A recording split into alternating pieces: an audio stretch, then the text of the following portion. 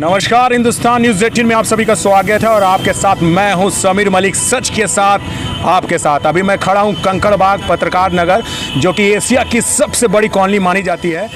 80 के दशक तक बिहार में मेडिकल की फैसिलिटी बहुत दयनीय थी।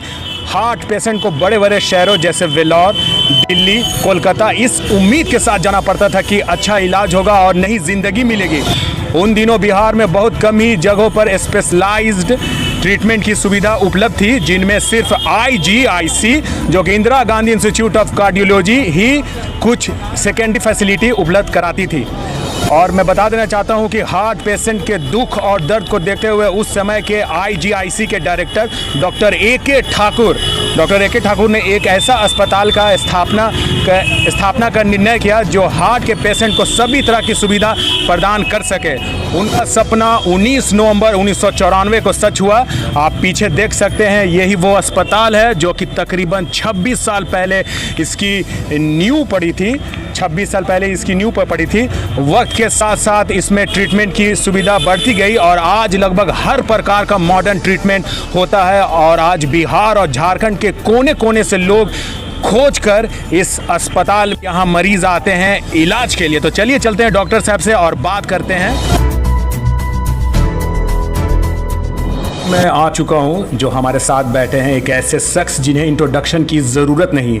एक ऐसे इंसान जो कि पटना के हर एक हार्ट से रिलेटेड जो भी प्रॉब्लम आता है तो बस सिर्फ और सिर्फ नाम आता है डॉक्टर राजन ठाकुर, जो कि MD है हार्ट हॉस्पिटल से। सर, एक सवाल है, ये जो आपका जो अस्पताल है, जो हॉस्पिटल है, इसकी स्थापना कब हुई थी? इसके बारे में कुछ बताएंगे सर? हार्ट हॉस्पिटल की स्थापना 19 नवंबर 19 नवंबर 1994 को उस समय के प्रख्यात हृदय रोग चिकित्सक स्वर्गीय डॉक्टर AK ठाकुर ने किया था।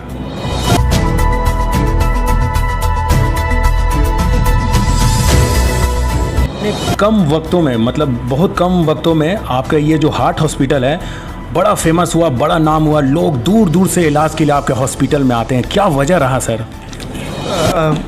हार्ट हॉस्पिटल की स्थापना के लगभग 25 वर्ष हो रहे हैं।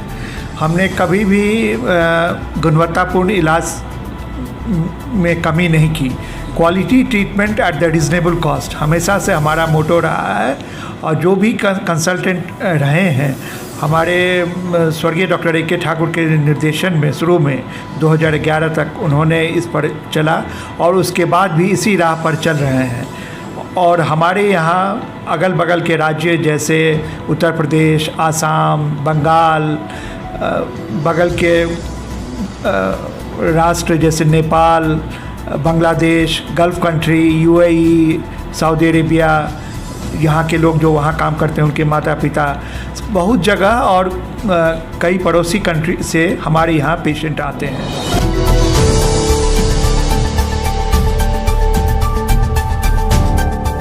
जो भी मरीज़ आते हैं आपके यहाँ, जो भी अस्पताल में आते हैं, तो एक स्वस्थ हार्ट के लिए आप क्या सलाह देना चाहते हैं? हार्ट के लिए एक उम्र के बाद 30-35 साल के बाद अपने खान पान पर परहेज रखना चाहिए।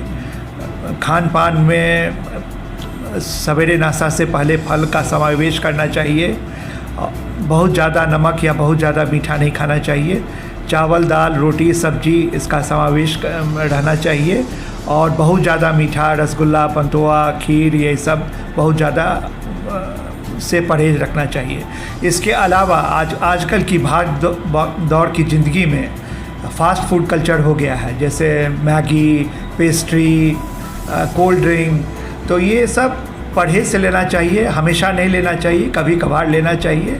और इसके साथ साथ हफ्ता में 5 दिन या 7 दिन हमें सवेरे उठ के टहलना चाहिए। आजकल के कोरोना काल में बाहर मैदान में या फील्ड में टहलने पर परहेज है, लेकिन घर में भी आप लिमिटेड स्पेस में यदि 25 मिनट, आधा घंटा टहल लेते हैं तो इससे काफ़ी फ़ायदा होता है। और इससे जो आपका borderline diabetes, hypertension, dyslipidemia है वो काफ़ी कंट्रोल होता है।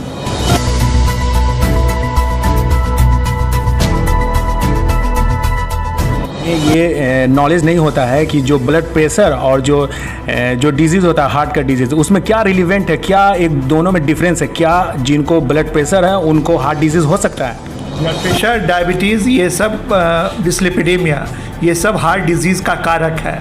ब्लड प्रेशर, डायबिटीज़ यदि पता लगने के बाद भी यदि हम दवा नहीं खाते हैं तो हमें चक्कर आने लगता है, हफनी होने लगता है, यदा कदा उल्टी होने लगता है, चलने फिरने में दिक्कत होने लगती है और उसके कारण हार्ट में जो नली जाती है उसमें चर्बी जमा हो जाता है, जिसके कारण हार्ट को ऑक्सीजन और ब्लड सप्लाई का अभाव होने लगता है। उसके बाद हार्ट अटैक हो सकता है। तो ब्लड प्रेशर, हाइपरटेंशन एक कारक है हार्ट डिजीज़ का, जिसके कारण एंजाइना या हार्ट अटैक हो सकता है। ओपन हार्ट सर्जरी और बाईपास सर्जरी में क्या डिफरेंस आता है सर, इसके बारे में बताएंगे कुछ आप? ओपन हार्ट सर्जरी या bypass surgery coronary artery bypass graft का लेमैन्स टर्म है। ये इसे यूँ कहिए कि आम लोगों की भाषा में इसे बाईपास सर्जरी या ओपन हार्ट सर्जरी कहते हैं। हमारे यहाँ गुणवत्तापूर्ण इलाज करते हुए मोर्टेलिटी लेस दैन 3% है। अभी तक शुरुआत से लगभग 7,500 bypass surgery, valve replacement, surgical closure आदि हो चुका है। ये 2 या 3 आर्टरी में ब्लॉकेज जब मोर देन 95% होता है तो बाईपास सर्जरी या ओपन हार्ट सर्जरी की ज़रूरत होती है।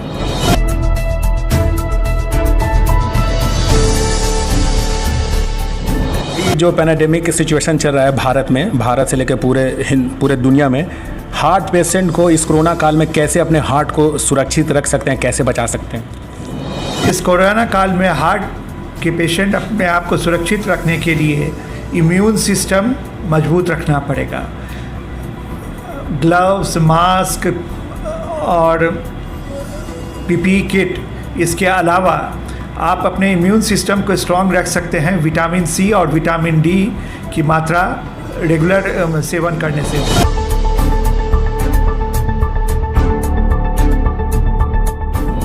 विटामिन सी मिलता है जैसे नींबू, नारंगी, अमरूद और बहुत सारे फल में मिलता है। तो 1 गिलास लेमन वाटर कभी भी सवेरे में पी लिए तो उससे काफ़ी इम्यूनिटी स्ट्रॉन्ग होता है। इसके अलावा विटामिन डी, डेयरी प्रोडक्ट्स, दही, फैटी फिश, अंडा और धूप में थोड़ी देर बैठने से विटामिन डी का सेवन होता है। तो विटामिन सी और विटामिन डी का सेवन और रेगुलर एक्सरसाइज, घर में थोड़ा बहुत टहलना या योगासन करना, इससे हमारा फिज़िकली स्ट्रॉन्ग होते हैं और इम्यून सिस्टम स्ट्रॉन्ग होता है और हम परहेज रखते हैं मास्क और ग्लव्स आदि पहनने से, तो इससे कोरोना काल में काफ़ी कुछ बचा जा सकता है। हमारे साथ जुड़े थे डॉक्टर राजन ठाकुर जो कि हार्ट हॉस्पिटल के एमडी थे। उन्होंने कहा है कि अगर आप अपने हार्ट को मतलब स्ट्रॉन्ग करना चाहते हैं, मजबूत करना चाहते हैं, तो विटामिन सी से लेकर विटामिन डी तक आप यूज़ कर सकते हैं। सुबह उठ के टहल सकते हैं। ख़ासकर खान पान के बारे में डॉक्टर साहब ने बताया कि जो भी बाहर के जितने भी फास्ट फूड हैं उन्हें आप अवॉइड करें, दूर रहें, ताकि आप अपने हार्ट को मजबूत कर सकते हैं। कैमरामैन मिथिलेश कुमार के साथ समीर मलिक, हिंदुस्तान न्यूज़ 18।